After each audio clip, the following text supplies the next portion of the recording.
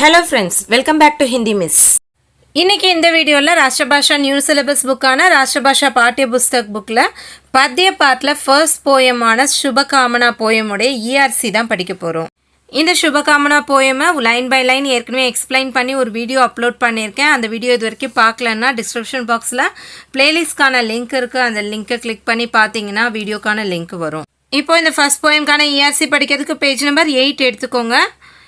இங்கே நிம்ன பத்யாம்ஷ கா பாவ் ஸ்பஷ்ட கீஜியேன்னு கொடுத்துருக்காங்க இல்லையா, இதுதான் இந்த போயம்கான இஆர்சி. கீழே கொடுக்கப்பட்டுள்ள போயட்ரி பேராகிராஃப்கான மீனிங்கை ஹிந்தியில் எழுதணும். இப்போ ஃபர்ஸ்ட் ஒன் பாருங்கள். வித்யா கலான் ஸ்டார்ட் ஆகி கா ராக் ஹோன் முடியக்கூடிய போயமில் இருக்கக்கூடிய 5th பேராகிராஃப். இந்த பேராகிராஃபை தான் இங்கே கொஷினாக கொடுத்துருக்காங்க. இப்போது இதுக்கான மீனிங்கை கவி பரீட்சையோடு சேர்த்து எழுதணும். கவி பரீட்சை ஏற்கனவே நம்ம போயம்க்கு மேலே ஃபர்ஸ்ட் பேராகிராஃப் படித்தோம் இல்லையா, அதில் இருந்து பாயிண்ட்ஸ் எடுத்து எழுதணும். இப்போ இந்த ஃபர்ஸ்ட் இஆர்சிக்கான கவி பரீட்சை படிக்கலாம். கவி பரீட்சைனா இந்த கவிதையினுடைய கவிஞர் இருக்கார் இல்லையா, மைத்திலி சரண்குப்தா, அவரை பற்றின ஒரு அறிமுகம் தான் இங்கே கொடுத்துருக்காங்க. இஸ் கவிதா கே ரச்சியதா மைத்திலி சரண்குப்தா ஹைம். இஸ் கவிதா கே ரச்சியதா, இந்த கவிதையினுடைய ஆசிரியர், இந்த கவிதையை எழுதியவர் மைத்திலி சரண்குப்தா அவர்கள். மைத்திலி சரண்குப்தா கோ ராஷ்டிர கவி கஹ்தே ஹைம். மைத்திலி சரண்குப்தா அவர்களை ராஷ்டிர கவி, ராஷ்டிர கவினா தேசிய கவிஞர், கஹ்தே ஹைம் என்று சொல்கிறோம். ஆப்கா ஜன்ம ஜான்சி ஜிலே கே சிர்காவ் மே ஹுவா. ஆப்கா ஜன்ம, அவருடைய பிறப்பு, அவர் பிறந்தது ஜான்சி ஜிலேக்கே சிர்காவ் மே, ஜான்சி மாவட்டத்தில் உள்ள சிர்காவ் என்ற கிராமத்தில். ஹுவா, இதை ஹுவா தனியாக படிக்கக்கூடாது, ஜன்ம ஹுவான்ற மாதிரி அர்த்தம், அதாவது பிறந்தார். ஆப் மகாத்மா காந்தி கே சச்சே அனுயாயி தே. ஆப்னா அவர், மகாத்மா காந்தி கே, மகாத்மா காந்தியுடைய, சச்சே அனுயாயி தே உண்மையான சீடர்.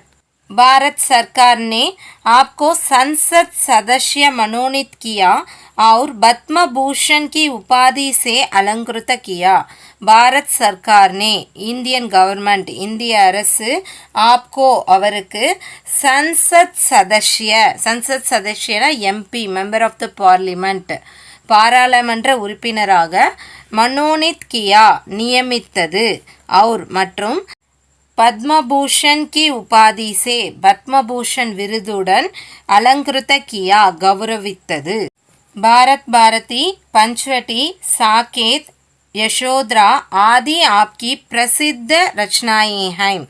பாரத் பாரதி பஞ்ச்வட்டி சாகேத் யசோத்ரா இதெல்லாம் அவருடைய புகழ்பெற்ற படைப்புகள். பிரசித்த ரச்சனாயேம்னா புகழ்பெற்ற படைப்புகள், அவர் இயற்றியவற்றில் புகழ்பெற்ற படைப்புகள் இவையெல்லாம்.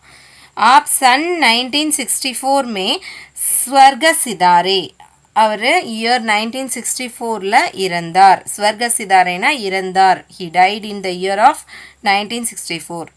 इस कविता में कवि भारतवासियों के कल्याण की कामना करते हैं.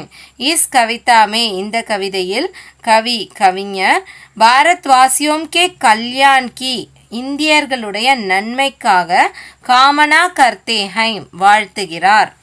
இந்த கவி பரீட்சையை திரும்ப படிக்கலாம். இதே கவி பரீட்சை தான் செகண்ட் இஆர்சிக்கும், ஸோ நல்லா கவனிச்சுக்கோங்க. இஸ் கவிதா கே ரச்சியதா மைத்திலி சரண்குப்தா ஹைம். இந்த கவிதையினுடைய ஆசிரியர், இந்த கவிதையினுடைய கவிஞர் திரு மைத்திலி சரண்குப்தா அவர்கள்.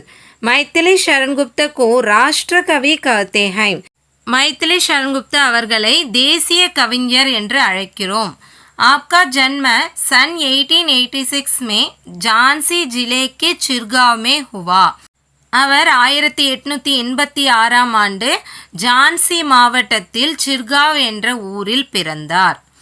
ஆப் மகாத்மா காந்தி கே சச்சே அனுயாயி தே.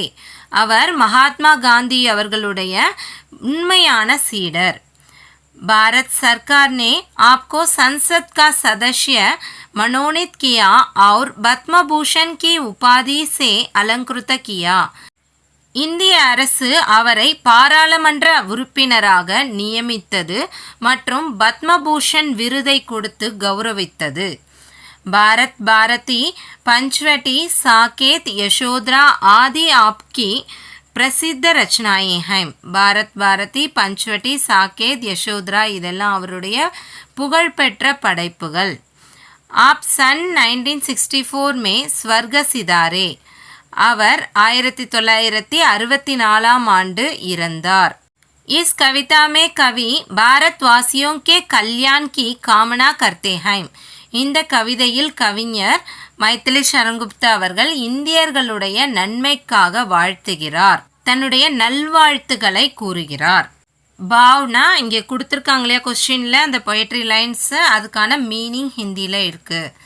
कवि भारतवासियों के कल्याण के लिए भगवान से प्रार्थना करते हैं. கவினா கவிஞர் பாரத்வாசியோं के कल्याण के लिए இந்தியர்களுடைய நன்மைக்காக பகவான் से प्रार्थना करते हैं கடவுளிடம் வேண்டிக் கொள்கிறார். कवि कहते हैं कि सबके मन में विद्या कला एवं विभिन्न विषयों में कुशलता प्राप्त करने की चाह हो. कवि कहते हैं कि கவிஞர் சொல்கிறார் என்னவென்றால் சப்கே மன்மே அனைவருடைய மனதிலும், இந்தியர்கள் அனைவருடைய மனதிலும், வித்யான கல்வி, கலான கலை, ஏவம் விபின்ன விஷயமே மற்றும் பலவிதமான விஷயங்களில், குஷல்தா திறமைகளை, பிராப்த கர்னேகி பெற்றுக்கொள்ள திறமைகளை பெற, சாஹோ ஆசை இருக்கட்டும், அவங்கள எல்லாருடைய மனசுலையும் எல்லா கலைகள்லையும் திறமைகளை வளர்த்து கொள்றதுக்கு ஆசை இருக்கட்டும், விருப்பம் இருக்கட்டும்னு கடவுள்கிட்ட கேட்டுக்கிறாரு. சப்லோக் ஆலசிப்பன் கோ சோடுதே. சப்லோக்னா எல்லோரும், எல்லா மக்களும், ஆலசிப்பன் கோ சோம்பேறித்தனத்தை, சோடுதே விட்டுவிட வேண்டும். वे सुख में रहे या दुख में उनके मन में सदा देशभक्ति भावना बनी रहे. वे सुख में रहे அவர்கள் சந்தோஷத்தில் இருக்கட்டும், யா அல்லது துக்குமே துக்கத்தில் கவலையில், உன்கே மன்மே அவர்களுடைய மனதில், சதா எப்பொழுதும், தேஷ்பக்தி பாவனா தேசப்பற்று உணர்வு, பனி ரஹே உருவாகி இருக்க வேண்டும். கஷ்டத்தில் இருந்தாலும் சரி, சந்தோஷத்தில் இருந்தாலும் சரி, தேசபக்தி உணர்வு அவங்களுக்குள்ள கண்டிப்பாக இருந்துக்கிட்டே இருக்கணும்னு சொல்கிறார். இப்போ இந்த ईआरसीக்கான பாவை திரும்ப படிக்கலாம். கவி பாரத்வாசியோं के कल्याण के लिए भगवान से प्रार्थना करते हैं. கவிஞர் இந்தியர்களுடைய நன்மைக்காக கடவுளிடம் வேண்டிக் கொள்கிறார். कवि कहते हैं कि सबके मन में विद्या कला एवं विभिन्न विषयों में कुशलता प्राप्त करने की चाह हो.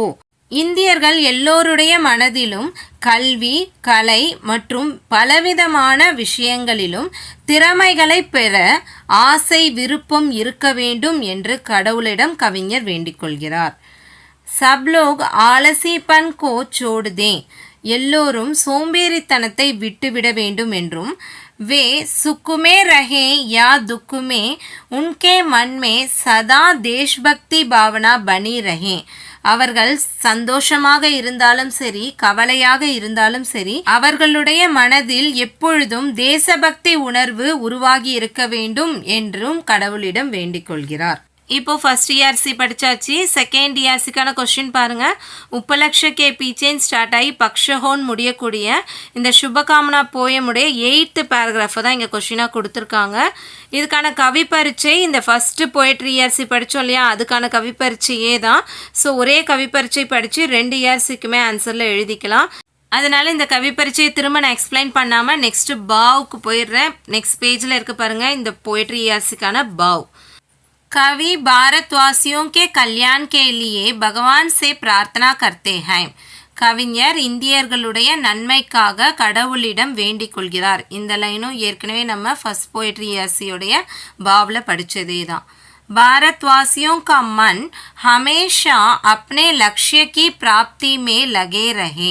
भारतवासियों का मन இந்தியர்களுடைய மனம் ஹமேஷா எப்பொழுதும் அப்னே லக்ஷ்ய கி பிராப்தி மே தன்னுடைய லட்சியத்தை அடைவதில் லகே ரஹே ஈடுபட்டு இருக்க வேண்டும். அவங்களுடைய மனசில் எப்போவுமே லட்சியத்தை அடையணுன்ற எண்ணத்திலேயே இருக்கணும். किसी भी हालत में वे अपने लक्ष्य को न छोड़ें. கிசி பி ஹாலத்மே எந்த ஒரு நிலைமையிலும், எந்த ஒரு சூழ்நிலையிலும், வே அவர்கள் அப்னே லட்சியக்கோ தன்னுடைய லட்சியத்தை ந சோடே விட்டுவிடக்கூடாது, விட்டுவிட வேண்டாம். जब तक जीवित रहते हैं तब तक वे पुण्य के पक्ष में ही रहे. जब तक जीवित रहते हैं எப்பொழுது வரை உயிருடன் இருக்கிறார்களோ தப் தக் அப்பொழுது வரை வே அவர்கள் புண்ணிய கி பக்ஷமே ஹி ரஹே புண்ணியத்தின் பக்கத்திலேயே இருக்க வேண்டும். அதாவது மற்றவர்களுக்கு நன்மை தரக்கூடிய செயல்களையே செய்ய வேண்டும்ன்றது தான் இப்படி கொடுத்துருக்காங்க. இப்போ இந்த செகண்ட் ERCக்கான பாவ் திரும்ப படிக்கலாம். कवि भारतवासियों के कल्याण के लिए भगवान से प्रार्थना करते हैं. கவிஞர் இந்தியர்களுடைய நன்மைக்காக கடவுளிடம் வேண்டிக் கொள்கிறார். भारतवासियों का मन हमेशा अपने लक्ष्य की प्राप्ति में लगे रहे. இந்தியர்களுடைய மனம் எப்பொழுதும் தங்களுடைய லட்சியத்தை அடைய வேண்டும் என்ற எண்ணத்திலேயே இருக்க வேண்டும். किसी भी हालत में वे अपने लक्ष्य को न छोड़ें. எந்த ஒரு சூழ்நிலையிலும் அவர்கள் தங்களுடைய லட்சியங்களை விட்டுவிடக்கூடாது. जब तक जीवित रहते हैं तब तक वे पुण्य के पक्ष में ही रहें. எப்பொழுது வரை உயிருடன் இருக்கிறார்களோ அப்பொழுது வரை புண்ணியத்தின் பாதையில் அல்லது நற்செயல்களை செய்யும் பாதையிலேயே இருக்க வேண்டும் என்றும் கவிஞர் கடவுளிடம் வேண்டிக் கொள்கிறார். இப்போ போய்ட்ரி ERC படித்தாச்சு. அடுத்து எஸ்ஏவை நெக்ஸ்ட் வீடியோவில் படிக்கலாம். அது வரைக்கும் இந்த ERCயை நல்லா படிச்சுக்கிட்டே இருங்க. ஏதாவது டவுட்ஸ் இருந்ததுன்னா கமெண்ட் செக்ஷனில் கொடுங்க, கண்டிப்பாக நான் கிளியர் பண்ணுறேன். இந்த வீடியோ உங்களுக்கு பிடிச்சதுன்னா லைக் பண்ணுங்கள், உங்கள் ஃப்ரெண்ட்ஸோடு ஷேர் பண்ணுங்கள். இது வரைக்கும் என் சேனலை சப்ஸ்கிரைப் பண்ணாதவங்க சப்ஸ்கிரைப் பண்ணுங்கள். பக்கத்தில் இருக்க பெல் ஐக்கானையும் கண்டிப்பாக கிளிக் பண்ணுங்கள். அப்போ தான் இனிமேல் வரப்போகிற என்னோடய வீடியோஸை நீங்கள் மிஸ் பண்ணாமல் பார்க்க முடியும். தேங்க்யூ ஃபார் வாட்சிங் and see you in the next video.